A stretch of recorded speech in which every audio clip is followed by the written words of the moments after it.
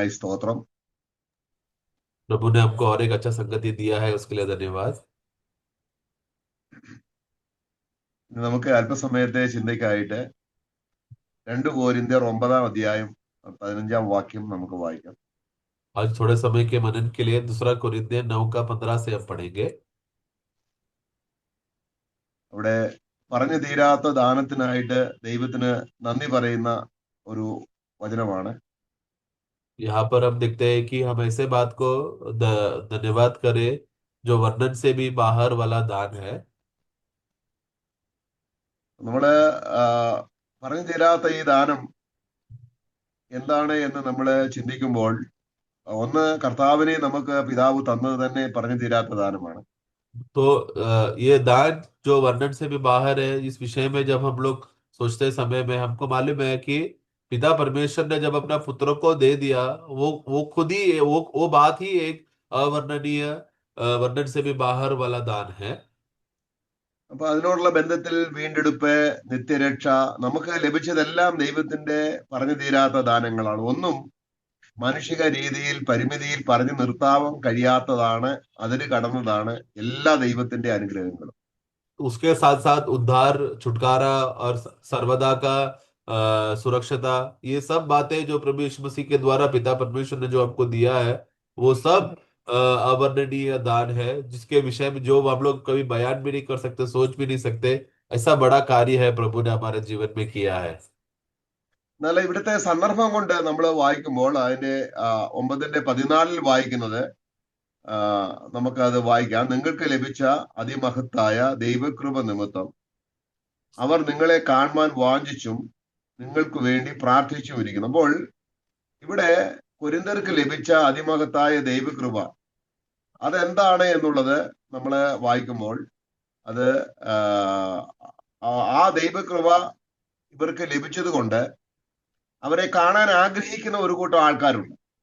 तो അപ്പൊ ये हम लोग इस वचन का परिस्थिति को देखकर, बैकग्राउंड को देखकर अगर हम लोग पढ़ेंगे तो ये अवर्णनीय दान के विषय में क्या है देखते समय में, वाक्य 14 में पढ़ते समय में वहां पर हम देखते हैं कि वहां पर कुरिन्थियों ये लोग वहां पर कहते हैं, पौलुस वहां पर कहता है कि मैं तुम्हारे लिए प्रार्थना करता रहा इसके लिए कि तुम पर परमेश्वर का बड़ा ही अनुग्रह है, तुम्हारा लालसा करता रहता हो। तो वहां के लोग थे जो मिलने का लालसा और का इच्छा वो लोग रखते थे, जिसकी वजह से परमेश्वर का एक बहुत बड़ा बड़ा ही अनुग्रह, या फिर एक ऐसा अनुग्रह जो वर्णन से भी बाहर है, जो सीमा से भी बाहर है, जो माप नहीं कर सकता, ऐसा बड़ा अनुग्रह उनको मिला।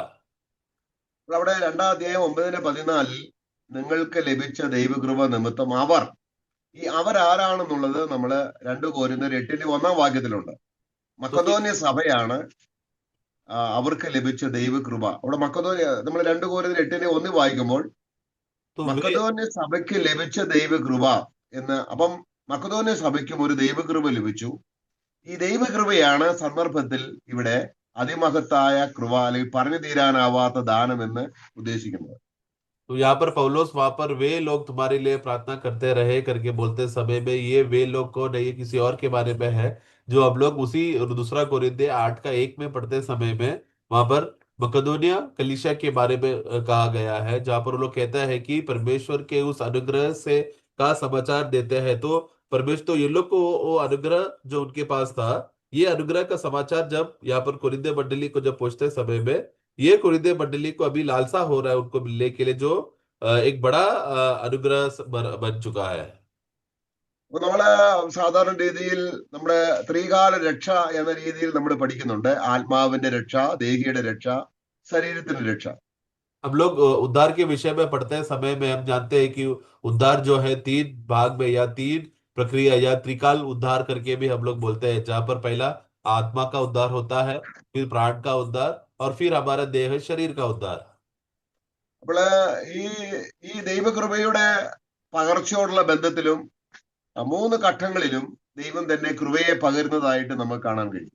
उसी रीति से जब परमेश्वर का अनुग्रह को बांटने का विषय में जब संबंध आते समय में, प्रभु यहाँ पर उसका अनुग्रह को इसी 3 रीति से या प्रक्रियाओं में रीति से वो बांट रहा है। അപ്പോള് ആ, നമ്മളെ രക്ഷിക്കപ്പെട്ട ദൈവകൃപയാലാണ്. हम सब लोग प्रभु के अनुग्रह से ही बच गए हैं। നമ്മള് എഫെസ്യ ലേഖനം 2:8 അത് വ്യക്തമായിട്ട് പറയുന്നുണ്ട്, കൃപയാലല്ലോ നിങ്ങൾ വിശ്വാസം മൂലം രക്ഷിക്കപ്പെട്ടിരിക്കുന്നത്. एफेसर का पुस्तक 2 का 8 में हम लोग पढ़ते समय में अनुग्रह ही से तो है तुम्हारा उद्धार हुआ है करके हम पढ़ते हैं। അപ്പോള് ഈ കൃപ നമുക്ക് ലഭിച്ചു കഴിഞ്ഞു. കാരണം നമ്മള് ഇനിയും ആ രക്ഷയാലുള്ള ആ കൃപ നമുക്കത് നഷ്ടപ്പെടുത്തി കളയാൻ പറ്റത്തില്ല. तो ये तो यहाँ पर हमारे उद्धार के लिए हमें अनुग्रह मिल चुका है, और क्योंकि ये उद्धार के लिए अनुग्रह जो हमें मिल चुका था, जिसके वजह से अभी ये उद्धार खो नहीं सकता, ये अनुग्रह हट नहीं सकता।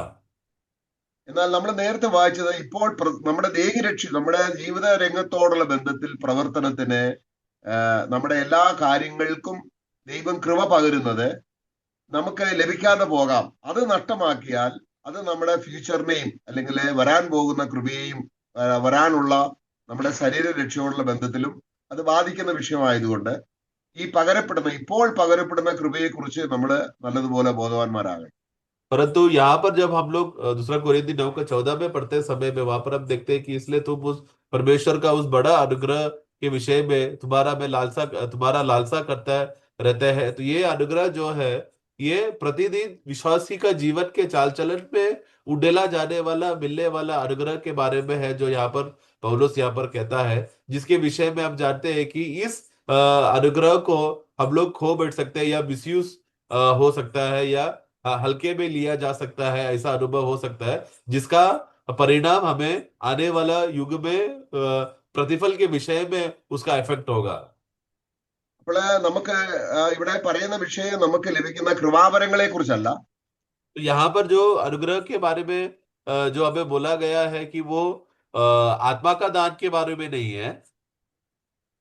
കൃപാവരങ്ങൾ എന്ന് പറഞ്ഞാല് അന്യഭാഷ, പ്രവചനം, ഇങ്ങനെയൊക്കെയുള്ള കൃപാവരങ്ങളെ കുറിച്ചല്ല, നമുക്കൊരു ക്രിസ്തീയ ജീവിതം നയിക്കാനുള്ള ദൈവകൃപ പകരുന്നതിനെ കുറിച്ചാണ്. तो ये आत्मा का वर्ग जो हम जानते हैं कि अन्य भाषा बोलना, चंगाई करना, ये सब उस दानों के विषय में नहीं, बल्कि हमें प्रतिदिन मसीह जीवन का जीने के लिए, चाल चलन के लिए जो हमें मदद चाहिए, वो अनुग्रह के बारे में कहा है। നമ്മള് 2 കോരിന്ത്യർ അതിന്റെ 5:10 നമ്മള് രക്ഷിക്കപ്പെട്ടവരെല്ലാം നമ്മള് ബീമാ സീറ്റിൽ, ക്രിസ്തുവിന്റെ ന്യായാസനത്തിൽ നമ്മൾ നിൽക്കേണ്ടവരാണ്. അത് 2 കോരിന്ത്യർ 5:10 വളരെ വ്യക്തമായിട്ട് വായിക്കുന്നുണ്ട്. നമ്മളെല്ലാവരും ശരീരത്തിൽ ഇരിക്കുമ്പോൾ ചെയ്ത് നല്ലതാകലും തീയതാകലും അതിന് തക്കവണ്ണം പ്രാപിപ്പാൻ നാം എല്ലാവരും അവന്റെ ക്രിസ്തുവിന്റെ ന്യായാസനത്തിന് മുമ്പിൽ വരേണ്ടതാകുന്നു. 2 कोरिन्थी 5:10 में हम पढ़ते समय में वहां पर स्पष्ट रीति से लिखा है कि हम सबको जो शरीर में जीते समय में जिन्होंने भला काम बुरा काम किया, हम सबको मसीह के सिंहासन के सामने आना है करके लिखा गया। वहां पर लिखा है कि हम सबको वहां पर आना है। അവിടെ നല്ലതാകലും തീയതാകലും എന്നുണ്ട്. तो वहां पर हम देखते हैं कि उस व्यक्ति का हर एक काम जो भला हो या बुरे काम हो, അപ്പോൾ ഈ നല്ലതാകലും എന്ന് പറയണമെങ്കിൽ ഈ നമുക്ക് ഇന്ന് പകരപ്പെടുന്ന കൃപയെ ഉപയോഗിക്കുന്നതാണ് നല്ലതാകുക എന്ന് പറയുന്നത്. तो वो भला काम के विषय में बोलते समय में मतलब क्या है कि जब एक विश्वासी नया जन्म पाने के बाद विश्वासी का चाल चलन चलते समय में परमेश्वर का अनुग्रह को उसने इस्तेमाल करके जीने वाला समय में जो इस्तेमाल करता है, तब वो काम भला हो जाता है। ഒരു നല്ല പ്രവൃത്തിക്കുള്ള കൃപയെ പകരുകയാണ്. मतलब एक अच्छा काम करने के लिए प्रभु हमारे जीवन में अनुग्रह उंडेलता है। അപ്പൊ നമ്മള് പണ്ട് പാപികളായിരുന്നു, हम लोग पहले पापी थे, കൃപയാൽ രക്ഷപ്പെട്ടു. अनुग्रह से हम बच गए। ഇനി ഒരു ദൈവവേദന എന്നുള്ള രീതിയിൽ മുന്നോട്ടുള്ള ജീവിതം നമ്മളെ നയിക്കാനും ദൈവം കൃപയെ പകരുകയും, अभी आगे चलकर अभी विश्वासी बनकर बने रहने के लिए भी, जो एक विश्वासी का चाल चलन के लिए भी प्रभु हमारे जीवन में एक अनुग्रह उंडेलता है। ഈ അനുഗ്രഹം എല്ലാവരും പ്രാപിക്കുന്നില്ല. കാരണം അവരുടെ ജീവിതത്തിൽ, നമ്മുടെ ജീവിതത്തിൽ തിന്മ പ്രവൃത്തികൾ വെളിപ്പെടുന്നത് ഈ കൃപയെ നമ്മൾ ഉപയോഗിക്കാതിരിക്കുന്നത് കൊണ്ടാണ്. परंतु ये अनुग्रह जो विश्वासी का प्राण का उद्धार के लिए जो इस्तेमाल होता है, सब लोगों को इसका लाभ उठाने को नहीं हो पाता, क्योंकि विश्वासियों के जीवन में जो बुरे काम जब प्रकट होता है, वो क्यों होता है? क्योंकि अनुग्रह को इस्तेमाल नहीं किया, इसके लिए है। അപ്പൊ കൃപയാൽ രക്ഷപ്പെട്ടവർ കൃപയാൽ ജീവിക്കണം എന്നുള്ളത് ദൈവത്തിന്റെ നിർബന്ധമായ, ദൈവത്തിന്റെ അടിസ്ഥാനപരമായ ദൈവത്തിന്റെ തത്വമാണ്. കാരണം മനുഷ്യൻ ആരും ഇനി ജഡത്തിൽ ജീവിച്ച് നല്ല പ്രവൃത്തി ചെയ്യാൻ കഴിയും. കാരണം ജഡത്തിൽ നല്ലത് ചെയ്താലും ദൈവം അത് തിന്മയായിട്ട് മാത്രമേ കാണുകയുള്ളൂ. इसके लिए अनुग्रह से जो बच गए हुए लोग, ये सब लोगों को अभी अनुग्रह ही से प्राण का उद्धार के लिए पवित्र जीवन जीने का विषय का यत्न करके जीने का जरूरी है, क्योंकि यदि कोई विश्वासी बन जाने के बाद भी अपने बलबूते से अगर वो कार्य करने लगा तो परमेश्वर उसको बुरा काम ही करके देखेगा। നമ്മള് എബ്രായ ലേഖനം 4-16 इब्रानियों का पुस्तक 4:16 में जब हम पढ़ते हैं, ഈ നമുക്ക് കൃപയാൽ രക്ഷ തന്ന ക്രിസ്തു ഇപ്പോൾ നമുക്ക് മഹാപുരോഹിതനായിരിക്കുകയാണ്. हमें जो अभी अनुग्रह से जो हमें उद्धार दिया हुआ ये प्रभु आज हमारे लिए महायाजक बनकर है। എന്നാൽ ഈ മഹായാജകൻ മഹാപുരോഹിതൻ നിലയിൽ കർത്താവ് സ്വർഗത്തിൽ നമുക്ക് ആയിരിക്കുമ്പോൾ താഴെ നമുക്ക് ഈ ഭൂമിയിൽ ദൈവാത്മാവിനാൽ ഒരു ജീവിതം നയിക്കാൻ കൃപ ആവശ്യമാണ്. അതാണ് 4:16 വായിക്കുന്നത്. परंतु एक ലേഖനം 4:16. विश्वासी लोग जो विश्वासी बन चुके हैं, अभी जो प्रभु तो स्वर्ग में है, परंतु विश्वासी लोग जो भूमि में है, उनको भूमि में जीते समय में कष्ट में और तकलीफ में जीते समय के लिए सही रीति से मदद के लिए अनुग्रह का जरूरी है। അപ്പൊ നമ്മള് ദൈവത്തിന്റെ അടുക്കൽ വരുന്നത് പലപ്പോഴും നമ്മുടെ ആവശ്യങ്ങൾ പറയാൻ വേണ്ടിയാണ്. കുറെ നമുക്ക് ഭൗതികമായ കുറെ കാര്യങ്ങളുണ്ട്, അതൊക്കെ പറഞ്ഞു മേടിക്കാനായിട്ട് നമ്മൾ ദൈവസന്നിധിയിൽ വരാറുണ്ട്. बहुत बार हम लोग प्रभु की उपस्थिति में क्यों आते हैं? हमारे शारीरिक बातों का पूरा हो जाने के लिए, शारीरिक जरूरतें हैं, उस सब बातों को मिलने के लिए हम लोग प्रभु से प्रार्थना और विनती करते हैं। എന്നാൽ വീണ്ടും ജനിച്ച ഒരു വ്യക്തിയെ കുറിച്ച് ദൈവം ഉദ്ദേശിക്കുന്നത് ക്രിസ്തീയ ജീവിതത്തിൽ ക്രിസ്തുവിനെ സെന്റർ ആക്കിക്കൊണ്ട് നല്ല പ്രവൃത്തികൾ നമ്മളിൽ വരണം. അതിന് ആവശ്യമുള്ള കൃപ ദൈവം തരും. परंतु नया जन्म पाए हुआ विश्वासी के जीवन में परमेश्वर का यही लक्ष्य है कि उस विश्वासी के जीवन में मसीह उसका केंद्र बन जाना चाहिए, और उस मसीह को केंद्र करने के लिए विश्वासी के जीवन में परमेश्वर अनुग्रह उंडेल रहा है, ताकि वो भला काम करते हुए मसीह प्रधान बने। അപ്പൊ ഒരു ദിവസം നമുക്ക് 24 മണിക്കൂർ നമുക്ക് കിട്ടുമ്പോൾ നമ്മളെ ജീവിതത്തിൽ തിന്മയും വരുന്നുണ്ട്, നന്മയും വരുന്നുണ്ട്. एक दिन का 24 घंटा जब हम लोग जीते समय में, इस दिन में हमारे अंदर भलाई और बुराई दोनों आता है। എന്നാൽ ജഡത്തിലുള്ള എല്ലാ പ്രവൃത്തികളും തിന്മയായിട്ട് മാത്രമാണ് ദൈവം കാണുന്നത്. परंतु परमेश्वर की नजर में हम लोग शरीर में करने वाले सब बातें परमेश्वर उसको बुरा करके ही देखता है।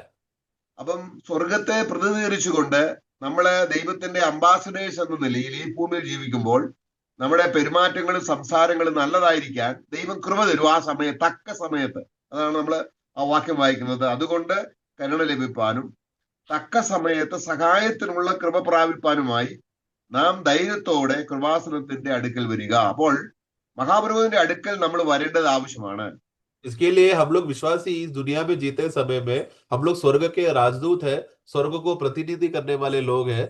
क्योंकि हम लोग स्वर्ग को प्रतिनिधि करने वाले लोग होने की वजह से हमें इस दुनिया में एक अच्छा चाल चलन के साथ प्रभु को महिमा करते हुए जीवन जीना बहुत जरूरी है। तो उसके लिए प्रभु हमें सहायता के लिए सही रीति से हमें अनुग्रह देता है, जिसका विषय है अभी हम लोग इब्रानियों का पुस्तक 4:16 वचन में पढ़ते समय में। इसलिए हम लोग आओ उस अनुग्रह के सिंहासन के निकट यह बात कर आए कि हम पर दया हो, कि हम अनुग्रह पाए, कि जो आवश्यकता के समय में हमारा सहायता करे। അപ്പം ഓരോ ദിവസവും അന്നത്തെ ജീവിതത്തിന്റെ തക്ക സമയത്ത് കൃപ ലഭിക്കേണ്ടതിന് നാം കൃപാസനത്തോടടുത്ത് ചെന്ന് കൃപ പ്രാപിക്കാനായിട്ട് ദൈവത്തിലേക്ക് വരേണ്ടത് ആവശ്യം. അത് നമ്മൾ ചോദിക്കാതെ നമുക്ക് ലഭിക്കില്ല. तो वो इसीलिए प्रतिदिन का विश्वासी का चाल चलन जीने के लिए और आवश्यकता समय में हमें इस दुनिया में जीते समय में हमें अनुग्रह का बहुत जरूरी है, जिसके लिए हमें प्रति समय में उस अनुग्रह का सिंहासन में आना जरूरी है। तो वो आकर मांगेगा तो ही हमें मिलेगा, डायरेक्टली नहीं मिलता। അപ്പൊ നമ്മള് ഈ മഹാപുരോഹിതന്റെ അടുക്കൽ വരുമ്പോഴെല്ലാം നമ്മളിൽ വന്നു പോകുന്ന ദോഷപ്രവൃത്തികൾ വന്നിട്ടുള്ളത് ഏറ്റുപറയുകയും നിരപ്പ് പ്രാപിക്കുകയും കഴുകൽ പ്രാപിക്കുകയും ചെയ്യേണ്ടത് ആവശ്യമാണ്. परंतु इस महायाजक के पास आते समय में हमने जो बुरा काम किया है, उस बुरा कामों से हम लोग धुलकर हमें अंगीकार करना है, उसे धोकर शुद्ध पाकर हमें प्रभु के साथ मेल मिलाप होकर तो हमें वापस प्रभु के साथ का संगति में बने रहना, वो पहला करना जरूरी है। അപ്പൊ അങ്ങനെ നമ്മുടെ ജീവിതത്തിൽ ഓരോ ദിവസവും വരുന്ന കുറവുകൾ ഏറ്റു പറഞ്ഞാൽ അത് നമ്മൾ സ്വർഗത്തിൽ ചെല്ലുമ്പോൾ നമ്മൾ ചെയ്ത ആ തിന്മ പ്രവൃത്തി അവിടെ വരുത്തില്ല. കാരണം ഇവിടെ വെച്ച് തന്നെ നമ്മൾ അത് ക്ലിയർ ആക്കിയത് കൊണ്ട്, അപ്പോൾ അത് ക്ലിയർ ആക്കിയത് കൊണ്ട് ഭീമാ സീറ്റിൽ വരുമ്പോൾ തിന്മ, നമ്മൾ ചെയ്ത തിന്മ അവിടെ വരില്ല. കാരണം ഇവിടെ വെച്ച് തന്നെ നമ്മൾ അതിന് നിരപ്പ് പ്രാപിച്ചു. നാം ദൈവവുമായിട്ട് നിരപ്പിൽ അത് ഏറ്റുപറഞ്ഞ് കഴുകൽ പ്രാപിച്ചു.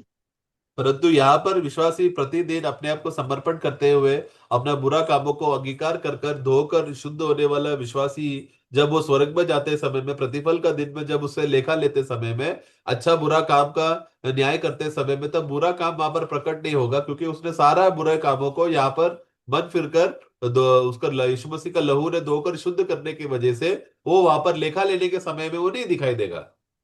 അപ്പൊ നമ്മളൊരു നല്ല ജീവിതം നയിക്കാൻ വേണ്ടിയാണ് നമുക്ക് പരിശുദ്ധാത്മാവിനെ തരുന്നത്. हमें एक अच्छा जीवन जीने के लिए ही तो है पवित्र आत्मा को हमारे जीवन में दिया गया है। അവിടെ നമുക്ക് യോഹന്നാന്റെ സുവിശേഷം 14:26 കർത്താവ് പറയാണ്, ഞാൻ പോയിട്ട് ഞാൻ എന്റെ നാമത്തിൽ അയപ്പാനുള്ള പരിശുദ്ധാത്മാവ് എന്ന കാര്യസ്ഥൻ, ആ പരിശുദ്ധാത്മാവ് എന്ന കാര്യസ്ഥൻ, അവന് ഹെൽപ്പർ, നിങ്ങളെ സഹായിക്കാനായിട്ട് ഞാൻ ഒരു ഹെൽപ്പറെ അയക്കും. वहां पर കാര്യസ്ഥൻ എന്ന ചില ട്രാൻസ്ലേഷനിലുണ്ട്, ഹെൽപ്പർ എന്ന വേറെ ചില ട്രാൻസ്ലേഷനിലുണ്ട്. അത് അത് എങ്ങനെ തന്നെയാണ് നമ്മളെ സഹായിക്കുക, നമുക്ക് ഒരു നല്ല ജീവിതം നയിക്കാൻ, സ്നേഹമാണെങ്കിലും സന്തോഷമാണെങ്കിലും സമാധാനമാണെങ്കിലും നമ്മുടെ പഴയ ആദാമ്യ പ്രകൃതി കൊണ്ടുവരാതെ ക്രിസ്തുവിന്റെ പ്രകൃതി വെളിപ്പെടുത്താൻ നമുക്ക് പരിശുദ്ധാത്മാവിനെ ദൈവം തന്നിരിക്കുകയാണ്. यूहन्ना का पुस्तक 14 का 26 पढ़ते समय में वहां पर हम देखते हैं कि परंतु सहायक अर्थात पवित्र आत्मा जिसे पिता मेरे नाम से भेजेगा, तो वहां पर देखो सहायक करके बोले, एक विश्वासी के जीवन में वो विश्वासी में आने वाला जो भी जरूरत का चाल चलन, जो पवित्र जीवन जीने के लिए जो आवश्यकता है, वो सबके लिए मदद करता है ये सहायक। इसलिए वहां पर शब्द सहायक लिखा है ताकि वो हमें जीने के लिए मदद करता है। तो वो पर यीशु मसीह ने भेजा है ताकि हमें सही समय पर उसका आवश्यकता में सहायकता मिल सके। നമുക്ക് അതിന് ഉദാഹരണം വേണ്ടിയിട്ട് ഒരു വാക്യം വായിക്കാം. നമുക്ക് ഫിലിപ്പിയ ലേഖനം 1:19 വായിക്കുകയാണ്. उदाहरण के लिए इस विषय में हम लोग वाक्य पढ़ेंगे फिलिपियों का पुस्तक 1:19 में। പൗലോസ് ഫിലിപ്പിയിലുള്ള വിശ്വാസികൾ പൗലോസിന് വേണ്ടി പ്രാർത്ഥിക്കുന്ന ഒരു രംഗമാണ് ഇവിടെ നമ്മൾ വായിക്കുന്നത്. तो यहाँ पर हम देखते हैं कि फिलिपिया मंडली के लोग वहां पर पौलुस के लिए प्रार्थना करता है, ऐसा एक परिस्थिति को हम देखते हैं। അപ്പൊ ആ പ്രാർത്ഥന ശ്രദ്ധിക്കുമ്പോൾ നമുക്ക് ആത്മാവിന്റെ സഹായം എങ്ങനെയാണ് പ്രാർത്ഥനയിൽ ഉണ്ടാകേണ്ടത്, അത് നിങ്ങളുടെ പ്രാർത്ഥനയാലും യേശു ക്രിസ്തുവിന്റെ ആത്മാവിന്റെ സഹായത്താലും. അപ്പോൾ ഫിലിപ്പിന് പൗലോസിന് വേണ്ടി പ്രാർത്ഥിച്ചപ്പോൾ അത് പരിശുദ്ധാത്മ സഹായത്താലാണ് പ്രാർത്ഥിച്ചത്, അതുകൊണ്ടാണ് പൗലോസിന് അത് സഹായമായത് എന്ന് വ്യക്തമാണ്. वहां पर पौलुस वहां पर कहता है कि क्योंकि मैं जानता हूं कि तुम्हारा विनती के द्वारा और प्रभु यीशु मसीह के आत्मा के दान के द्वारा। तो देखो वहां पर पौलुस ये अच्छी तरह से जानता था कि फिलिपिया मंडली के लोग जब वो लोग प्रार्थना और विनती करते समय में पवित्र आत्मा की मदद से भरकर करते थे, जिसकी वजह से उसका लाभ पौलुस को होता था। അപ്പൊ പ്രാർത്ഥിക്കാൻ നമ്മുടെ ജഡികമായ രീതിയിൽ ഇപ്പോൾ നമ്മള് റൊട്ടീൻ ആയിട്ട് പ്രാർത്ഥിക്കുന്ന പ്രാർത്ഥനയെ കുറിച്ചല്ല. അത് ദൈവത്തിന് അത് സ്വീകാര്യമല്ല, അത് ജഡത്തിന്റെ പ്രാർത്ഥനയാണ്. നമ്മൾ എന്തെങ്കിലും സ്വയം കുറെ കാര്യങ്ങൾ ദൈവത്തോട് പറയുന്നത് പ്രാർത്ഥനയായിട്ട് ദൈവം സ്വീകരിക്കില്ല. അപ്പോൾ നല്ല രീതിയിൽ പ്രാർത്ഥിക്കണമെങ്കിൽ, അത് നല്ല പ്രവൃത്തിയായിട്ട് സ്വർഗത്തിൽ വരണമെങ്കിൽ ആത്മാവിന്റെ സഹായത്തോടെ പ്രാർത്ഥിക്കുമ്പോൾ നാം ശരീരത്തിൽ ഇരുന്നപ്പോൾ ചെയ്ത് നല്ലതാകിലും തീയതാകിലും, നമുക്ക് വേണമെങ്കിൽ മത്തായിയുടെ സുവിശേഷം അതിന്റെ 6-ാം അധ്യായത്തിന്റെ 6-ാം വാക്യത്തിൽ പ്രാർത്ഥനയെ കുറിച്ച് കർത്താവ് പറയുമ്പോൾ അത് പറയുന്നുണ്ട്. मत्ताई 6:6 के लिए वहां पर विश्वासी लोग जब प्रतिदिन जो लोग रीत रिवाज से जब जो प्रार्थना करता है उसके विषय में वहां पर नहीं कहा है, बल्कि क्योंकि जो व्यक्ति रोज जो रीत रिवाज करके जो रोज उसको मालूम है किस रीति से शारीरिक बुद्धि के मदद से ज्ञान से जब वो प्रार्थना करने का जो उसका काबिलता से वो प्रार्थना करता है, वो परमेश्वर कभी स्वीकारता नहीं, बल्कि परमेश्वर वही प्रार्थना स्वीकारता है जब वो व्यक्ति आत्मा के नियंत्रण में रहकर आत्मा की सहायता से जब वो प्रार्थना करते समय में, तभी है परमेश्वर उसका वो प्रार्थना सुनता है। इसके विषय में आपको किस रीति से हमें प्रार्थना करने के लिए जो सही रीति से सहायता के विषय में आत्मा जो हमें मदद करता है, उसके विषय में हम पढ़ते हैं कि मत्ती का पुस्तक 6:6 में पढ़ते समय में वहां पर एक बात को हम पढ़ते हैं। അപ്പോൾ നമ്മുടെ 6:6 വായി, നീയോ പ്രാർത്ഥിക്കുമ്പോൾ അറയിൽ കടന്ന് വാതിലടച്ച് രഹസ്യത്തിലുള്ള നിന്റെ പിതാവിനോട് പ്രാർത്ഥിക്കാം. രഹസ്യത്തിൽ കാണുന്ന നിന്റെ പിതാവ് നിനക്ക് പ്രതിഫലം തരും. അതാണ് ഈ ബീമാ സീറ്റിലെ ആ പ്രാർത്ഥന ശോധന ചെയ്യപ്പെട്ടിട്ട് ആ പ്രാർത്ഥന നല്ലതാണെങ്കിൽ, ആ നല്ലതാകുന്നത് എങ്ങനെയാണ്? പരിശുദ്ധാത്മ സഹായത്തോടെ പ്രാർത്ഥിച്ചാൽ ആ പ്രാർത്ഥന നല്ലതായിരിക്കും. तो वहां पर हम देखते हैं कि इसलिए जब तुम प्रार्थना करते समय में तुम क्या करना, तुम अपने कमरे में जाना और दरवाजे को बंद करने के बाद पिता से जो गुप्त में है उसे प्रार्थना करना, तब तेरा पिता जो गुप्त में है देखकर तुझे प्रतिफल देगा। तो देखो एक विश्वासी के जीवन में प्रार्थना को जब वो प्रार्थना करते समय में उसको स्वर्ग में उसको प्रतिफल मिलता है जब वो प्रार्थना करेगा। तो ये प्रतिफल कब मिलेगा? जब वो विश्वासी आत्मा से भरकर आत्मा के नियंत्रण में रहकर प्रार्थना करता है, तब उसको स्वर्ग में उसका प्रतिफल मिलेगा। ഇവിടെ പ്രാർത്ഥിക്കുമ്പോൾ നമുക്ക് ഉത്തരം കിട്ടുന്നതെന്നല്ല അവിടെ പറഞ്ഞത്. यहाँ पर ऐसा नहीं लिखा है कि प्रार्थना करते समय में तुमको अभी उत्तर मिलेगा। ഇവിടെ അവിടെ വായിക്കുന്നത് നിങ്ങൾ രഹസ്യത്തിൽ പ്രാർത്ഥിക്കുന്നു, ഞാൻ പരസ്യമായിട്ട് പ്രതിഫലം തരും എന്ന് ആണ് അതിന്റെ, നമ്മൾ ഇംഗ്ലീഷിൽ അത് പരസ്യമായിട്ട് പ്രതിഫലം തരുമെന്നും കൂടെ ചേർത്തിട്ടുണ്ട്. तो परंतु इसलिए उसका सही परिभाषा में पढ़ते समय में वो परिभाषा ऐसा है कि जब तुम लोग गुप्त में, रहस्य में जब तुम लोग प्रार्थना करोगे, तो ये परमेश्वर तुमको सबके सामने खुला, सबके सामने खुलकर प्रतिफल देगा। मतलब रहस्य का प्रार्थना का प्रतिफल सबके सामने खुल के मिलेगा। അപ്പൊ നമ്മൾ ആത്മാവിൽ എന്ത് ചെയ്താലും, സംസാരിച്ചാലും ചിന്തിച്ചാലും പ്രാർത്ഥിച്ചാലും എല്ലാം നമുക്ക് നല്ല പ്രവൃത്തിയായിട്ട് സ്വർഗം അംഗീകരിക്കുകയും നമുക്ക് സ്വർഗത്ത്, അതിനാണ് ദൈവം ഇപ്പോൾ കൃപയെ പകരുന്നത്, അല്ലെങ്കിൽ പരിശുദ്ധാത്മാവിനാൽ കൃപയെ തരുന്നത്. तो इसके लिए हम लोग आत्मा से भरकर आत्मा से नियंत्रण रहने वाला विश्वासी का हर चीज, आत्मा से बात करना, आत्मा में प्रार्थना करना, आत्मा में गीत करना, सब बातों का वो क्या होता है, उसका प्रतिफल मिलने का एक कारण बनता है, क्योंकि आत्मा का नियंत्रण से ही वो स्वर्ग में प्रतिफल उसको हो मिलता है। നമുക്ക് ജഡത്തിൽ പ്രാർത്ഥിക്കാൻ അറിയാം, हम लोग को शारीरिक रीति से प्रार्थना करने को हमको मालूम है, പക്ഷെ അത് ജഡമാണ്. കാരണം നമ്മൾ രക്ഷിക്കപ്പെട്ട വ്യക്തി എന്ന നിലയിൽ ജഡത്തിന് ദൈവസന്നിധിയിൽ പ്രാധാന്യമില്ല. കാരണം അതൊരു ജഡീക മനുഷ്യനാണ്. ജഡരക്തങ്ങളിലൂടെയുള്ള അല്ലെങ്കിൽ ആ ഒരു നിലയിലുള്ള പ്രാർത്ഥന ദൈവം സ്വീകരിക്കില്ല. സ്വർഗം കേൾക്കണമെങ്കിൽ പരിശുദ്ധാത്മ സഹായത്തിൽ, അതുകൊണ്ടാണ് പ്രാർത്ഥനയ്ക്ക് പരിശുദ്ധാത്മ സഹായം തരുമെന്ന് വളരെ വ്യക്തമായിട്ട് നമ്മൾ റോമാലേഖനം 8:26 വായിക്കുന്നുണ്ട്. के लिए प्रियो, प्रार्थना जब एक व्यक्ति शरीर से जो जानता है उसको प्रार्थना करने के लिए, वो भले ही वो शरीर से प्रार्थना करता हो, तभी भी उसका उसका अवस्था क्या है, क्योंकि वो शरीर में वो प्रार्थना किया है, क्योंकि वो फायदा नहीं है, लाभदायक नहीं है। तो क्योंकि प्रभु जो चाहता है आत्मा का नियंत्रण का वाला प्रार्थना है। इसके लिए हम लोग प्रार्थना करना नहीं आता करके रोमियो का 8 का पुस्तक में हम स्पष्ट रीति से देखते हैं कि आत्मा हमें सहायता करता है प्रार्थना करने के लिए। അവണ്ണം 8:26 അവണ്ണം ആത്മാവ് നമ്മുടെ ബലഹീനതയ്ക്ക് ഈ ബലഹീനതയ്ക്ക് തുണ നിൽക്കുന്നു എന്ന് പറയുന്നത് നമ്മുടെ ബലഹീനതയിൽ നമ്മളെ സഹായിക്കുന്നു എന്ന് തന്നെയാണ്. इसके लिए आत्मा जो है हमारे हमें मदद करता है करके वहां पर हम पढ़ते हैं, क्योंकि हमारा कमजोरी में हमें सहायता करता है। അപ്പോൾ ഈ സഹായം നമുക്ക് കിട്ടുമ്പോൾ, ആത്മസഹായത്തോടെ പ്രാർത്ഥിക്കുമ്പോൾ ബീമാ സീറ്റിൽ അല്ലെങ്കിൽ സ്വർഗത്തിൽ അത് എന്തായിരിക്കുന്നു, നല്ല പ്രവൃത്തിയായിട്ട് ദൈവം കാണും. तो ये प्रार्थना जब आत्मा के सहायता से जब हम लोग करते हैं समय में, आत्मा का नियंत्रण में रहते समय में, तभी वो हमें स्वर्ग में बीमा सीट में प्रभु का न्यायालय के समय में वो हमें भला काम के रीति से वो माना जाएगा। അപ്പോൾ പ്രാർത്ഥന മാത്രമല്ല, നമ്മുടെ ചിന്തകളും, ജഡത്തിന്റെ ചിന്ത മരണം, ആത്മാവിന്റെ ചിന്ത ജീവനും. അപ്പൊ ആത്മാവിൽ നമ്മൾ ചിന്തിക്കുമ്പോൾ അത് സ്വർഗത്തിൽ റെക്കോർഡാകുകയും, ആത്മാവിൽ ചിന്തിക്കാൻ നമ്മുടെ ഹൃദയം തുറന്നു കൊടുത്ത് ദൈവത്തിന്റെ വചനം ചിന്തിക്കുമ്പോൾ അത് നമുക്ക് ദൈവത്തിന് നല്ല പ്രവൃത്തിയായിട്ടാണ് ദൈവം കാണുന്നത്. കാരണം അത് ആത്മാവിൽ വചനം സന്തോഷമാണ്, ആനന്ദമാണ്, അത് ജീവനാണ്, സമാധാനമാണ്. तो सिर्फ प्रार्थना ही नहीं, आत्मा का नियंत्रण से बढ़कर प्रार्थना ही नहीं, बल्कि आत्मा से हम लोग, आत्मा में जो भी बातें हम सोचते हैं उसका भी प्रतिफल है। हम जानते हैं कि शरीर में मन लगाना तो मृत्यु है, परंतु आत्मा में मन लगाना जीवन और शांति और आनंद है। तो ये आत्मा में मन लगाने वाला व्यक्ति, जो आत्मा में जो विचार करता है, आत्मा के नियंत्रण में विचार करने वाला व्यक्ति को भी स्वर्ग उसका प्रतिफल देता है, क्योंकि वो विश्वासी के जीवन में आनंद और उत्तेजना से भरने वाला विचार है। इसके लिए അടുത്തതാണ്, നമ്മള് പ്രാർത്ഥന പോലെ തന്നെയാണ് നമ്മൾ വചനം വായിക്കുന്നത്. जैसा हम लोग प्रार्थना करते हैं उसी रीति से अगली दूसरा बात है वचन पढ़ना। നമുക്ക് ലാംഗ്വേജ് അറിയാവുന്നത് കൊണ്ട് നമ്മുടെ സ്വാഭാവിക രീതിയിൽ വചനം വായിക്കുന്നത് ദൈവസന്നിധിയിൽ അത് അനുഗ്രഹമാകുന്നില്ല. കാരണം നമുക്ക് കുറച്ച് അറിവ് കിട്ടുക എന്നുള്ളതല്ല, ജീവനാണ് കിട്ടേണ്ടത്. ജീവൻ കിട്ടണമെങ്കിൽ, പ്രാർത്ഥനയിൽ ജീവൻ കിട്ടണമെങ്കിൽ, വചനധ്യാനത്തിൽ ജീവൻ കിട്ടണമെങ്കിൽ, അതിനാണ് കൃപാസനത്തിലേക്ക് അടുത്ത് വന്ന് കർത്താവേ എനിക്ക് നിന്റെ കൃപ വേണം, വചനം വായിക്കാൻ കൃപ നൽകണം, പ്രാർത്ഥിക്കാൻ കൃപ നൽകണം, ഓരോ വീട്ടുകാര്യങ്ങൾ ചെയ്യാൻ കൃപ. ഇങ്ങനെ കൃപയിൽ കൂടെ നമ്മൾ ചെയ്യേണ്ടത് വ്യർത്ഥമാക്കി കളഞ്ഞാൽ അത് ദുഷ്പ്രവൃത്തിയായിട്ട് ആണ് സിംഹാസനത്തിൽ വരുന്നത്. के लिए प्रियो, हमें बाइबल हम जब पढ़ते हैं समय में, क्योंकि हम लोग को शारीरिक ज्ञान होने की वजह से, हम लोग पढ़े लिखे होने की वजह से, हम लोग हमारा सामर्थ्य से हम लोग बाइबल पढ़ते हैं। ऐसा हमारे सामर्थ्य से जब बाइबल पढ़ते समय में प्रभु उस पर प्रसन्न नहीं, ना ही हमको आत्मिक ज्ञान मिलता है, बल्कि वो शरीर में वो व्यक्ति फूल जाता है। तो बाइबल पढ़ना शारीरिक ज्ञान को फूलने के लिए नहीं, बल्कि आत्मिक ज्ञान में बढ़ने के लिए है, जो आत्मा में बने रहने वाला व्यक्ति को ही मिलेगा।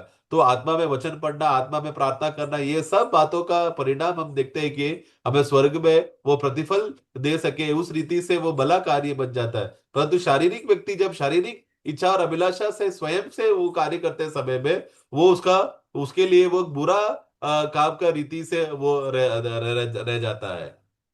അപ്പോൾ ഇവിടെ നമ്മളിപ്പോൾ ചിന്തിക്കുന്ന ഈ കൃപ അല്ലെങ്കിൽ അന്യഭാഷ, പ്രവചനം, രോഗശാന്തി, ആ കൃപകളെ കുറിച്ചല്ല. അത് താൽക്കാലികമാണ്, നീങ്ങിപ്പോകുന്നതാണ്. അത് കർത്താവ് വരുന്നതുവരെ നിൽക്കത്തില്ല. സഭയുടെ ആരംഭകാലങ്ങളിലുള്ളതായിരുന്നു. हम जानते हैं कि अनुग्रह जो प्रभु ने हमारे ऊपर उंडेलते समय में, उसको हम लोग उसके साथ आत्मा का वरदान को भी हम लोग उसमें मिलाना नहीं, क्योंकि आत्मा का दान जब अन्य भाषा हो, चंगाई हो, वो कुछ समय के लिए मंडली का शुरुआत के समय का बढ़ोतरी के लिए वो दिया गया था, वो हमेशा के लिए रहने वाला बात नहीं था। അപ്പൊ മക്കതോന്യ സഭയ്ക്ക് കിട്ടിയ ദൈവകൃപ, കൊരിന്ത്യർക്ക് കിട്ടിയ ദൈവസഭ, ഈ കൃപ, ഇത് നമ്മൾ ഈ പറയുന്ന കൃപ എന്ന് പറയുന്നത് ക്രിസ്തു വരുന്നത് വരെയും നിലനിൽക്കുന്ന കൃപയാണ്. तो मकदूनियों को जो मिला हुआ परमेश्वर का अनुग्रह और कुरिन्थियों मंडली को जो मिला हुआ परमेश्वर का अनुग्रह, ये प्रभु का आगमन तक, दोबारा आगमन तक बने रहने वाला, स्थिर रहने वाला एक अनुग्रह है। അപ്പോൾ അത് നമുക്ക് ആ കൃപകള് ചില കാര്യങ്ങൾ അതിനകത്ത് ഉൾപ്പെടുത്താത്ത കാര്യങ്ങളുമുണ്ട്. റോമാലേഖനം 12-ാം അധ്യായം നമ്മൾ ആരാധിക്കാൻ വരുമ്പോൾ ഈ കൃപ പകരുന്നുണ്ട്. हम लोग कुछ बातों को हम उसके विषय में देखते समय में, रोमियो का पुस्तक 12 अध्याय में भी जब हम लोग आराधना में एकत्र होते समय में भी हम देखते हैं कि ये अनुग्रह वहां पर इस्तेमाल होता है। അവിടെ മനസ്സ് പുതുക്കി രൂപാന്തരപ്പെടണമെന്നും നമ്മളെ ശരീരങ്ങളെ ദൈവത്തിന് അർപ്പിക്കണമെന്നെല്ലാം പറഞ്ഞത് ആരാധനയുടെ വിഷയമാണ്. तो वहां पर हमें देखते हो कि वहां पर तुम्हें नया होकर, मन को रूपांतर कर कर संसार के साथ तुम लोग घुल मिल ले जाना, उसके साथ एक नहीं होना और फिर आना है करके, ये सब आराधना के विषय में कहा गया है। ഇനിയും 3 മുതലുള്ള വാക്യങ്ങൾ വായിക്കുമ്പോൾ फिर उसके बाद 3 से जब हम पढ़ते हैं, അതിന്റെ ആ അധ്യായം മുഴുവനും ഇപ്പോൾ പ്രസന്റ് ടൈമിൽ നമുക്ക് ദൈവം തരുന്ന കൃപകളെ കുറിച്ചാണ് അവിടെ വായിക്കുന്നത്. 3 से जब हम लोग पढ़ते समय में विश्वासी के जीवन में वर्तमान के समय में जो जरूरत की बातों का अनुग्रह के बारे में बोला गया है। അപ്പോൾ കൃപയാലാണ് രക്ഷപ്പെട്ടതെങ്കിൽ കൃപ നമുക്ക് പിന്നെയും കിട്ടിക്കൊണ്ടിരിക്കും. പക്ഷെങ്കിൽ നമുക്കിത് വ്യർത്ഥമായിട്ട് കളയാം, നമുക്കത് സ്വീകരിക്കാതിരിക്കാം. ഇവിടെ കൃപാസനത്തിലേക്ക് ഓരോ ദിവസവും ചെല്ലാതിരുന്നാൽ ഈ കൃപ പകരപ്പെടുകയില്ല. तो हमें अनुग्रह से भले ही हमारा उद्धार हुआ हो, अभी प्राण का उद्धार के लिए भी हमें अनुग्रह का जरूरत है, जो प्रतिदिन हमें उद्धार के लिए हमें बढ़ाता है। परंतु ये प्राण का उद्धार का विषय का जो अनुग्रह को, इसको हम लोग हल्के में लेकर हम लोग उसका हानि हम लोग उठा सकते हैं, या उसको यूज नहीं करने की वजह से हम लोग उसका नुकसान होता है। क्योंकि प्रतिदिन अगर हम लोग अनुग्रह का सिंहासन में नहीं गया तो वो व्यर्थ हो जाएगा। അവിടെ അതിന്റെ 6-ാം വാക്യത്തിൽ നമ്മൾ വായിക്കുന്നുണ്ട്, उसका 6 में जब हम पढ़ते हैं, ആകയാൽ നമുക്ക് ലഭിച്ച കൃപയ്ക്കൊത്തവണ്ണം. वहां पर हम देखते हैं कि जबकि उस अनुग्रह के अनुसार, എന്ന് പറയുമ്പോൾ ഇത് രക്ഷിക്കപ്പെടാനുള്ള കൃപയല്ല. ये उद्धार पाने के लिए अनुग्रह नहीं है। നമ്മൾ ഓൾറെഡി രക്ഷിക്കപ്പെട്ടു, വിശ്വാസത്താൽ നമ്മൾ കൃപയാൽ രക്ഷിക്കപ്പെട്ടു. हम लोग ऑलरेडी विश्वास के द्वारा अनुग्रह से हमारा उद्धार हो चुका है। അങ്ങനെയുള്ള ഓരോരുത്തർക്കും ഒരു കൃപ ലഭിക്കുന്നുണ്ട്. ऐसा अनुग्रह से उद्धार पाए हुए लोगों को, हर एक विश्वासी को प्राण का उद्धार के लिए, प्रतिदिन का चाल चलन के लिए अनुग्रह मिलते रहता है। അവിടെ പറയാണ് നമുക്ക് ഓരോരുത്തർക്കും, അത് ഒരാൾക്ക് കിട്ടുന്ന വരമായിരിക്കത്തില്ല വേറെ ആൾ കിട്ടുന്നത്. तो वहां पर लिखो हमें भिन्न भिन्न, हमें हमें करके बोलते समय में भिन्न भिन्न वरदानों को मिलता रहता है। बोला हर एक विश्वासी को वो ये अनुग्रह मिलता है, तो वो एक विश्वासी को जो मिला है वो जरूरी नहीं कि दूसरे को वही मिलेगा। ഒരാൾ എല്ലാവർക്കും കൃപ കിട്ടുന്നുണ്ട്, പക്ഷെങ്കിൽ ഒരാൾക്ക് ചില കാര്യങ്ങളിൽ അത് സ്പെസിഫിക് ആയിട്ട് ചില കൃപകൾ കിട്ടിയിരിക്കും. तो उसमें तो हर एक विषय में जो अनुग्रह हमें मिलते समय में सबका सब विश्वासियों को एक समानता में नहीं रहता है। वो एक एक कार्य करने के विषय के संबंध में वहां पर प्रभु अनुग्रह उंडेलता है। ഇവിടെ നമ്മൾ നേരത്തെ ചിന്തിച്ച വചനം പ്രാർത്ഥിക്കാനുള്ള കൃപ, വചനം വായിക്കാനുള്ള കൃപ, അതൊന്നും പറയുന്നില്ല. പക്ഷെങ്കിൽ ചില കാര്യങ്ങൾ ഇവിടെ പോയിന്റ് ചെയ്യുകയാണ്. ഇത് ക്രിസ്തു വരുന്നത് വരെയും സഭയിൽ നിൽക്കുന്ന കൃപയാണ്.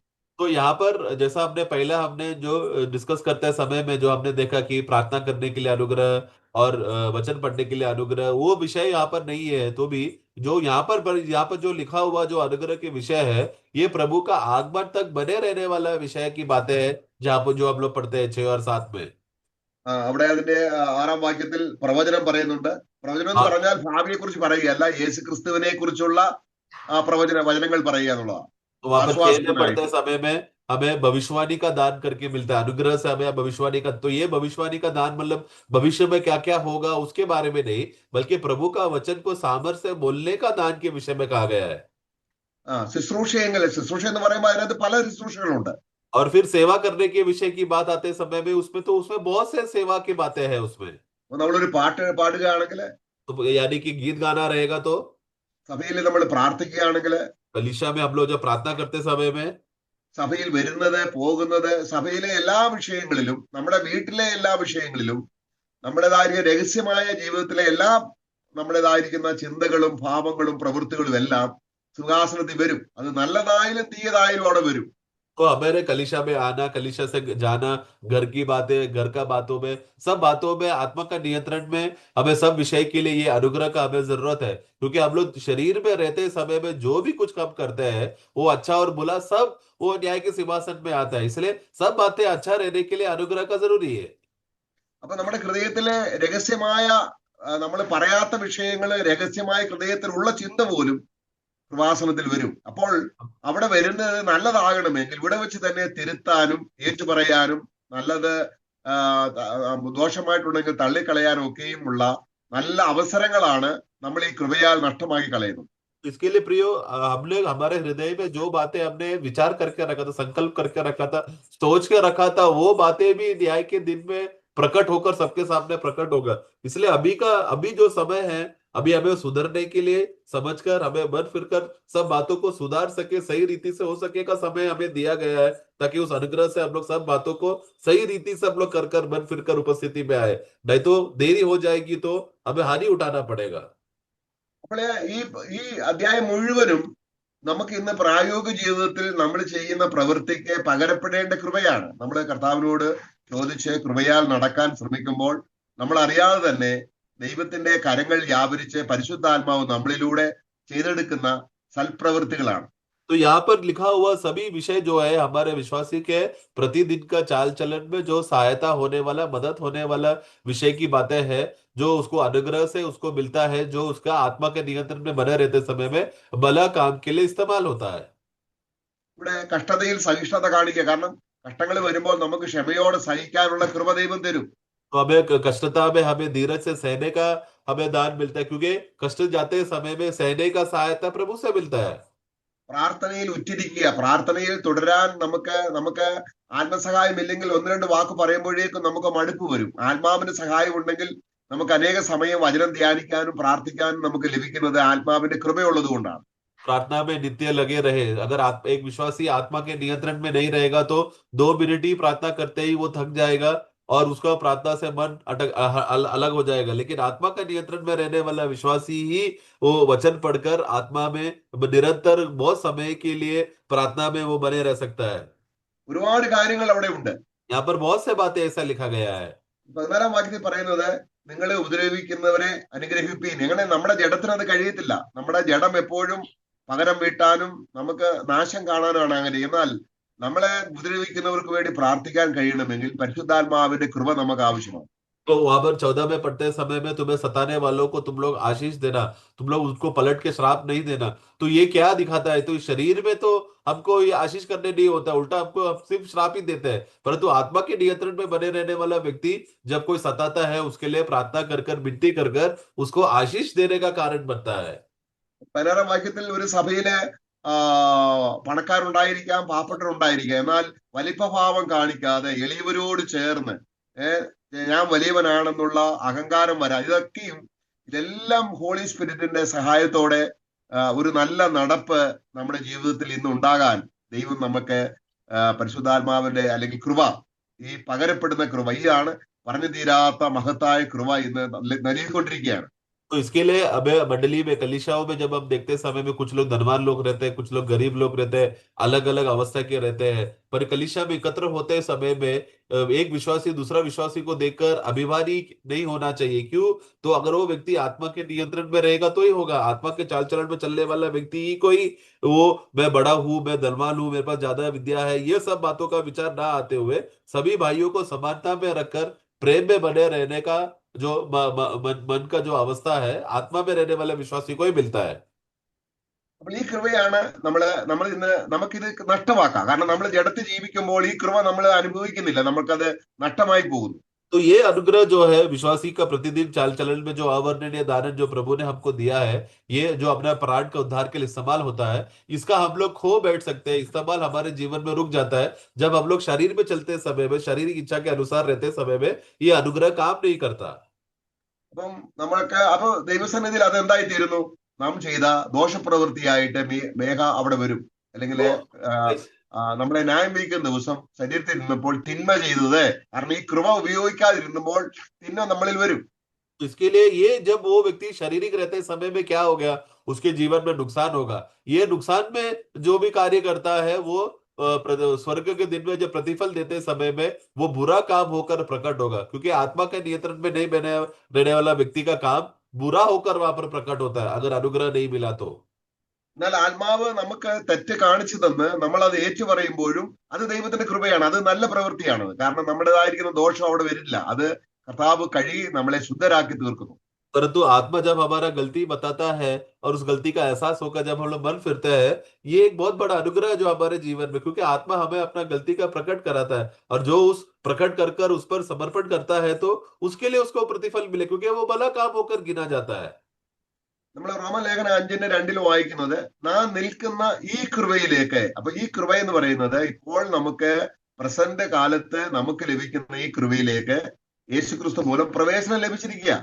तो हमें रोमियो का पुस्तक 5:2 में हम लोग पढ़ते समय में, जिसके द्वारा विश्वास के कारण उस अनुग्रह तक जिसके हम बने हैं करके, मतलब जिसमें हम खड़े हैं करके, वो उस अनुग्रह में है जो नया जन्म पाने के बाद प्राण का उद्धार में उस विश्वासी को प्रभु वहां पर प्रवेश करने के लिए इस अनुग्रह में उसको खड़ा करके रखा है। അപ്പൊ നമുക്ക് നല്ല ബോധ്യം, ഞാൻ കൃപയാലാണ് രക്ഷപ്പെട്ടതെങ്കിൽ ആ കൃപ എനിക്ക് ഇപ്പോൾ ഒരു ആത്മീയ ജീവിതം നയിക്കാൻ, ഒരു ക്രിസ്തീയ ജീവിതം നയിക്കാൻ എനിക്ക് ദൈവം കൃപ തരികയാണ്. तो इसलिए एक विश्वासी को अच्छी रीति से बोध्य होकर समझ में आता है कि जो मैं अनुग्रह से मेरा उद्धार हो गया था, आत्मा का उद्धार हो गया, अभी मेरा प्रतिदिन का विश्वासी का चाल चलन में भी मुझे प्रभु का अनुग्रह ही है जो मुझे संभाल कर चलाता है। ആ കൃപ എത്ര ഉപയോഗിച്ചാലും തീർന്നു പോകാതെ വണ്ണം അത് നമുക്ക് അത് ഒരു ബൗണ്ടിഫുൾ സപ്ലൈ ആയിട്ട് ഈ കൃപ നമ്മുടെ മേൽ ചൊരിയുവാൻ ദൈവം തയ്യാറായിരിക്കുമ്പോൾ നമുക്കതിനെ നിരസിക്കാം.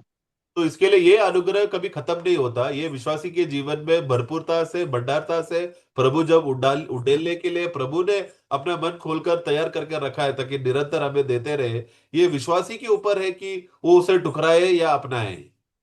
നമ്മള് 2 കൊരിന്ത്യർ 6:1 വായിക്കുകയാണ്. दूसरा कोरिन्थी 6:1 में हम पढ़ते हैं, കർത്താവ് കൃപയാൽ നമ്മളെ ഈ കൃപയിലേക്ക് നമുക്ക് പ്രവേശനം തന്നിട്ട് പോലും നമുക്ക് വേണമെങ്കിൽ അത് നിരസിക്കാം. നമ്മൾ 2 കൊരിന്ത്യർ 6:1 നിങ്ങൾക്ക് ദൈവത്തിന്റെ കൃപ ലഭിച്ചത് വ്യർത്ഥമായി തീരരുത് तो എന്ന് इसके ഞാൻ लिए സഹപ്രവർത്തകരായി നിങ്ങളെ പ്രബോധിപ്പിക്കുന്നു. परमेश्वर ने जो हमें अनुग्रह जो हमारे जीवन में उंडेला था, वो विश्वासी उसे ठुकरा सकता है। हम लोग एफएससी का पुस्तक 6:1 में पढ़ते समय में कि परमेश्वर का अनुग्रह जो तुम पर हुआ है व्यर्थ ना रहने दो। അപ്പോൾ എന്തുകൊണ്ടാണ് നമ്മളത് വ്യർത്ഥമായി കളയുന്നത്? तो ऐसा क्यों है कि उस अनुग्रह को जो हमारे प्राण का उद्धार के लिए उंडेला है उसको हम व्यर्थ कर सकते हैं? അത് നഷ്ടമായി കളയാം. അതുകൊണ്ടാണ് അത് വ്യർത്ഥമായി കളയരുത്. അപ്പോൾ നമുക്ക് ആഗ്രഹമില്ലെങ്കിൽ, താല്പര്യമില്ലെങ്കിൽ, നമുക്ക് അതിനോടൊരു അല്ലെങ്കിൽ കർത്താവിനെ ജീവിക്കണം, കർത്താവിന്റെ കൃപയാൽ ജീവിക്കണം എന്ന ആഗ്രഹമില്ലെങ്കിൽ നമ്മൾ ജഡത്തിൽ ജീവിക്കും. ആ ജഡത്തിൽ ചെയ്യുന്നതെല്ലാം തിന്മയായിട്ട് തീരുകയും ചെയ്യും. तो वहां पर वचन में लिखा है कि व्यर्थ ना करे, मतलब वो हमारे जीवन से व्यर्थ हो सकता है, क्योंकि जब हम लोग प्रभु के एक विश्वासी जीवन में जीने के लिए दिलचस्पी ना रखते हैं तो, या हमको कोई भी उसमें दिलचस्पी नहीं, इंटरेस्ट नहीं है, तो तभी उस अनुग्रह को हम लोग व्यर्थ कर सकते हैं। അപ്പോൾ 1 കൊരിന്ത്യർ 3:14-15 വാക്യങ്ങൾ നമ്മൾ വായിക്കുമ്പോൾ पहला कोरिन्थी 3:14-15 में जब हम पढ़ते हैं, അവിടെ നിലനിൽക്കുന്ന പ്രവൃത്തി എന്ന് വായിക്കുന്നുണ്ട്, അതിന് പ്രതിഫലമുണ്ട്. പ്രവൃത്തി വെന്തു പോയെങ്കിൽ ഛേദം വരും, പ്രതിഫലം കിട്ടില്ല.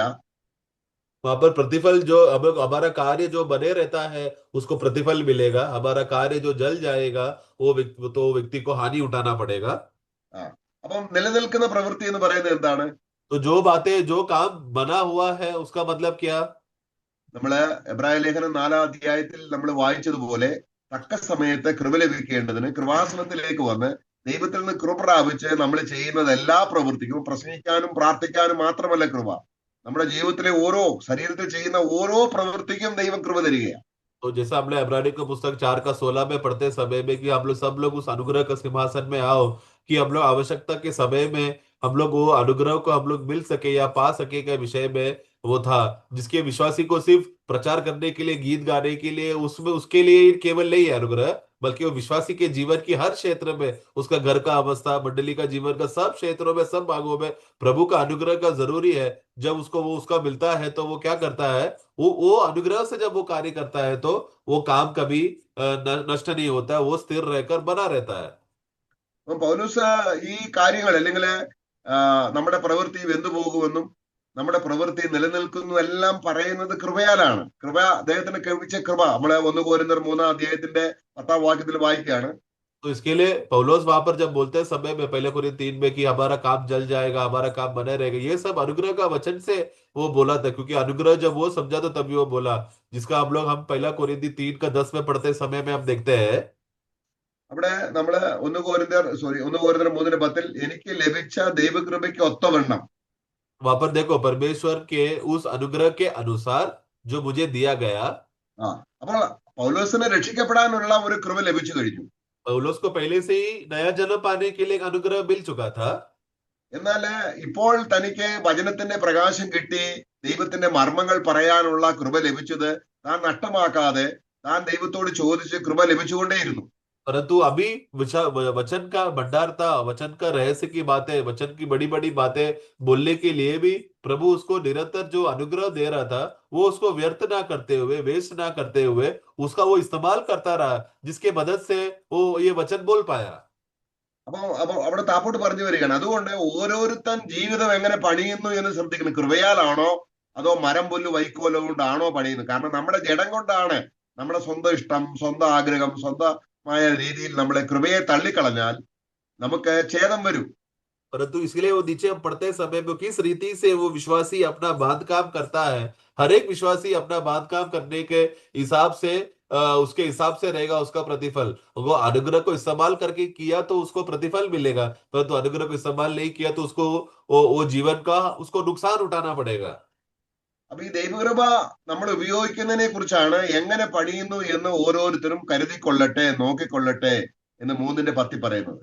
3 का 10 में हम पढ़ते समय में कि सब लोग ध्यान दे कि तुम लोग किस रीति से बांधते हो, अनुग्रह से बांध रहे हो क्या नहीं, ये बात को हमें देखना है।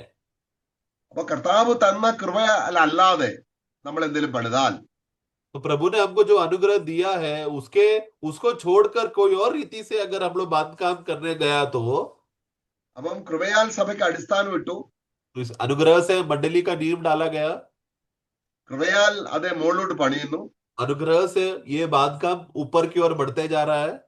അപ്പൊ നമ്മുടെ ജീവിതം കൃപയാൽ പണിയപ്പെടുന്നില്ല എങ്കിൽ അത് ഞാൻ എന്റെ സഭയെ പണിയും, അത് കൃപയാലാണ് ദൈവം പണിയുന്നത്.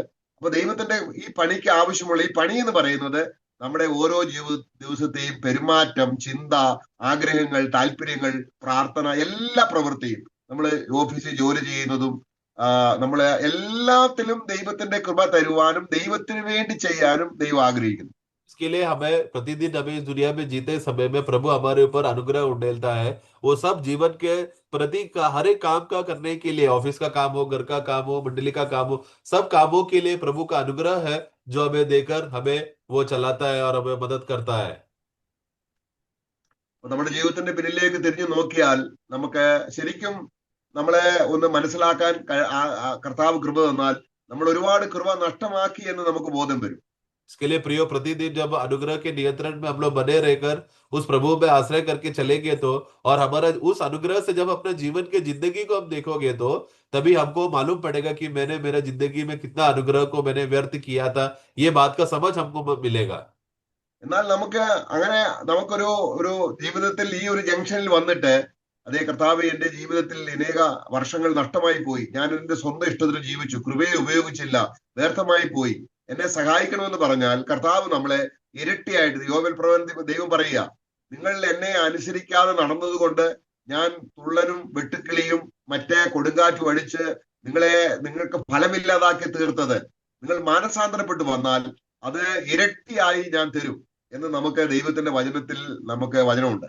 इसके लिए प्रियो, जब एक विश्वासी वो अनुग्रह, वो जब वो आत्मा के नियंत्रण में चलते समय में जब वो समझ में आता है कि कितने बार प्रभु आपने मुझे दिया हुआ उस अनुग्रह को मैंने खो बैठा, सही रीति इस्तेमाल नहीं किया करके, इसका बोध आकर वो सचमुच अगर समर्पण करेगा तो प्रभु पक्का उसको उसको मन फिरने की वजह से प्रभु उसको दुगना प्रतिफल देने का वाचा भी है, वायदा भी है। जब हम लोग योवेल का पुस्तक में पढ़ते समय पर, वहां पर प्रभु इजराइल को कहता है कि क्योंकि तुम लोग ने मन नहीं फिरा, मैंने तुम्हारे जीवन में टिटिया और सब प्रकार का बुराइयों को मैंने तुम्हारे जीवन में भेजा ताकि तुम लोग मन फिरे। अगर तुम लोग ने सचमुच मन फिर कर आया तो मैं तुमको दुगना आशीष दूंगा। इसलिए सचमुच मन फिरने वाला विश्वासी जो ये बोध्य में है कि मैंने मेरा जिंदगी कितना मैंने व्यर्थ किया, कितने बार मैंने शारीरिक अभिलाषों में जीकर मेरा अनुग्रह को व्यर्थ किया करके, ये बोध्य होकर प्रभु में सचमुच मन फिर कर आएगा तो प्रभु उसका आशीष को दुगना करेगा। അപ്പം അത് യോബേൽ പ്രവചനം 2-ാം അധ്യായത്തിലുണ്ട്, നമ്മളത് വായിക്കണ്ട, വായിച്ചാൽ മതി പുറകാലെ. योएल का पुस्तक दूसरा अध्याय में है, वो बातें पढ़ने की जरूरत नहीं है। നമുക്ക് നഷ്ടമായതിനെ നമുക്ക് റിക്കവർ ചെയ്യാൻ കഴിയും. मतलब जो चीज हमने खो बैठा है उसको वापस हमें मिलने के लिए हम लोग उसका कार्य करने के लिए हमको प्रभु सहायता करता है। അപ്പോൾ നമ്മളെ കൃപാസനത്തിലേക്ക് വന്നിട്ട് നമ്മുടെ കുറവുകൾ ഏറ്റുപറഞ്ഞ്, കർത്താവേ എനിക്ക് കൃപയില്ലാതെ ജീവിക്കാൻ കഴിയുകയില്ല എന്ന് പറഞ്ഞ് നമ്മൾ കൃപാസനത്തിലേക്ക് ഓരോ ദിവസവും ഓരോ പ്രവൃത്തിക്കും കർത്താവിനോട് കൃപ ചോദിച്ച് ജീവിക്കുന്നെങ്കിൽ നമ്മള് ഇത് പറഞ്ഞു തീരാത്ത ഒരു ദാനമാണ്. അതിന്റെ നഷ്ടം നമ്മൾ സ്വർഗത്തിൽ ചെല്ലുമ്പോൾ അനുഭവിച്ചറിയും. അത് കാരണം ബീമാ സീറ്റിൽ കൃപ എങ്ങനെ ഉപയോഗിച്ചു എന്നതിന്റെ ടെസ്റ്റാണ്. നമ്മളെ ചെയ്ത പാപത്തിന് നമ്മളെ ശിക്ഷിക്കാനല്ല, പിന്നെയോ നമുക്ക് എങ്ങനെ കൃപ ഉപയോഗിച്ചു എന്നതിന്റെ അടിസ്ഥാനത്തിൽ നമുക്ക് തീരാ നഷ്ടം നമുക്ക് ഉണ്ടാകും, അല്ലെങ്കിൽ വലിയ ലാഭം ഉണ്ടാകും. इसके लिए प्रियो, एक विश्वासी अपने इस जीवन के चाल चलन में किस रीति से वो अनुग्रह को इस्तेमाल करता है, वो ये जीवन का वो समय है जो प्रभु ने उसको दिया गया है। जितना वो समय प्रभु का अनुग्रह के लिए इस्तेमाल करेगा उतना उसको लाभ उधर उठाने मिलेगा। जितना उसको व्यर्थ किया या नुकसान उठाया उसका उसका नुकसान उसको वहां पर उठाना पड़ेगा। इसलिए ऐसा ना करते हुए उसका लाभ में उठाने का रीति के लिए विश्वासी लोग यत्न करें। അപ്പം പൗലോസ് പറയുകയാണ്, എനിക്ക് ജീവിക്കുന്നത് ദൈവത്തിന്റെ കൃപയെ ഉപയോഗിച്ച ദൈവദാസൻ പറയുന്നത്, എനിക്ക് മരിക്കുന്നത് ലാഭമാണ്. കാരണം എന്റെ ശരീരത്തിൽ ഞാൻ ചെയ്തത് ഒന്നും അവിടെ തീയിൽ വെന്തു പോകാനില്ല. ഞാൻ ചെയ്തത് കാരണം ഞാൻ ദൈവത്തിന്റെ കൃപ ധാരാളമായിട്ട് ഉപയോഗിച്ചു. इसके लिए पौलुस जो प्रभु का अनुग्रह से भरा हुआ विश्वासी अंतिम समय में आकर कहता है कि मेरे लिए मरना लाभ है, क्योंकि उसने अपना जीवन के चाल चलन में जितना वो मसीह के लिए जिया उसमें कुछ भी ऐसा काम नहीं किया कि वो जल जाए, बल्कि सब काम को सही रीति से अच्छा प्रतिफल मिल सके, ऐसा कार्य उसने किया था। അപ്പൊ ഈ കൃപ പ്രാപിക്കുന്നതിന് തടസ്സമായിട്ട് വേറെ ആരുമില്ല, നമ്മൾ തന്നെയാണ് തടസ്സം. इसके लिए ये सब बातों का जो अनुग्रह का लाभ उठाने के लिए रुकावट और कोई बाहर के लोग नहीं, हम लोग स्वयं ही उसका एक रुकावट है। നമ്മൾ തന്നെ നമ്മുടേതായിരിക്കുന്ന ഇപ്പോൾ പകരപ്പെടുന്ന കൃപയ്ക്ക് നമ്മൾ തന്നെ അയോഗ്യരായി നമ്മളെ തന്നെ കാണുന്നു. इसके लिए प्रिय, हमें मिला हुआ अनुग्रह को सही रीति से हम लोग इस्तेमाल ना किया, हम अपने आप को अयोग्य ठहराते हैं। അപ്പോൾ ഇത് മക്കതോന്യ സഭയ്ക്കും കൊരിന്ത് സഭയ്ക്കും ലഭിച്ച കൃപ സഭയായി നമുക്കും ഉണ്ട്. इसके लिए जो अनुग्रह मकेदोनिया को और कोरिन्थिया मंडलियों को मिला केवल उनके लिए नहीं, ये हमारे लिए भी है। പക്ഷെ ഓരോരുത്തർക്കും അത് എങ്ങനെ വേണം എന്നുള്ളത് നമ്മളുടെ വ്യക്തിപരമായ ജീവിതം എങ്ങനെയാകുന്നു എന്നതിനെ ആശ്രയിച്ചാണ്. परंतु हर एक व्यक्ति व्यक्तिगत रीति से कैसा वो उसका इस्तेमाल करता है उसके हिसाब से उसका लाभ रहेगा। നമുക്ക് കൃപാസനത്തിലേക്ക് വരാം. കാരണം ഇപ്പോഴും കൃപാസനം നമുക്ക് എപ്പോഴും തുറന്നിട്ടിരിക്കുകയാണ്. इसके लिए आप लोग धैर्य से कृपासन में आए, क्योंकि कृपासन हमारे लिए हमेशा खुला हुआ है। നമ്മൾ മാനസാന്തരപ്പെട്ട് आओ हम लोग मन फिरे, കർത്താവിനോട് ഏറ്റു പറയുമ്പോൾ सच्चा मन से अंगीकार करके അത് തന്നെ ഒരു നല്ല, അല്ലെങ്കിൽ ഒരു നല്ല പ്രവൃത്തിയായിട്ട് ദൈവം കാണും. वो चीज मन फिर कर आना ही प्रभु एक अच्छा कार्य की रीति से देखता है। അതിനും സഹായിക്കുന്നത് ആത്മാവാണ് നമുക്ക് ആ പാപത്തെ കുറിച്ചോ അല്ലെങ്കിൽ കുറവുകളെ ബോധ്യപ്പെടുത്തി നമുക്ക് കൃപാസനത്തിലേക്ക് വരാൻ നമ്മളെ പ്രേരിപ്പിക്കുന്നത്. उसके लिए भी पवित्र आत्मा ही है जो हमें सहायता करता है, जो हमें बताता है, हमें प्रोत्साहन करता है और हमें बताता है कि ये अवस्था क्या है करके। നമ്മളെല്ലാവരും ഈ കൃപ പ്രാപിപ്പാനാണ് ദൈവം ആഗ്രഹിക്കുന്നത്. നമ്മളെ ആരും കൃപ കൂടാതെ ജീവിക്കാൻ ദൈവം ആഗ്രഹിക്കുന്നില്ല. हम लोग सब लोग ये अनुग्रह को प्राप्त करें या और उसमें बने रहकर जिए, यही प्रभु चाहता है। कोई प्रभु ऐसा नहीं चाहता कि इसको कोई हम लोग नुकसान उठाए। നമ്മൾ അന്യോന്യം പ്രബോധിപ്പിക്കുന്ന അതിനു വേണ്ടിയാണ്. സഹോദരന്മാരെ, നമുക്ക് ഒരു സഹോദരന് വേറൊരു സഹോദരനോട് ഉണ്ടാകേണ്ട വലിയ കടപ്പാട്, ഈ സഹോദരന് കൃപ ലഭിക്കാൻ കർത്താവെ സഹായിക്കണം, ആ സഹോദരന് വേണ്ടി നമ്മൾ പ്രാർത്ഥിക്കുമ്പോൾ അതും ദൈവത്തിന്റെ ആത്മാവിലുള്ള ഒരു കൃപയാണ്. അത് ദൈവസന്നിധിയിൽ പ്രതിഫലമായിട്ട് നമുക്ക് തീരും. इसके लिए जब हमारे भाई लोग भी जब जीते समय में एक दूसरे के लिए हम जी रहे हैं, हम लोग हमारा प्रार्थना हमेशा यही होना चाहिए कि हे प्रभु, हमारे भाइयों को आपने दिया हुआ अनुग्रह का सही लाभ उन सबके जीवन में मिले करके इस रीति से विनती करने का प्रतिफल भी है। तो ये सब के लिए ही तो मंडली जीवन प्रभु ने हमें दिया है कि हम एक दूसरे का सेवा करें, मदद करें। Praise the Lord. വചനം കേട്ട എല്ലാവർക്കുമായിട്ട് ദൈവത്തിന് സ്തോത്രം. Praise the Lord. इसके लिए प्रभु ने हमें वचन सुनने के लिए सबको सहायता किया है, इसके लिए धन्यवाद। പ്രാർത്ഥിക്കാം നമുക്ക്. प्रार्थना करेंगे।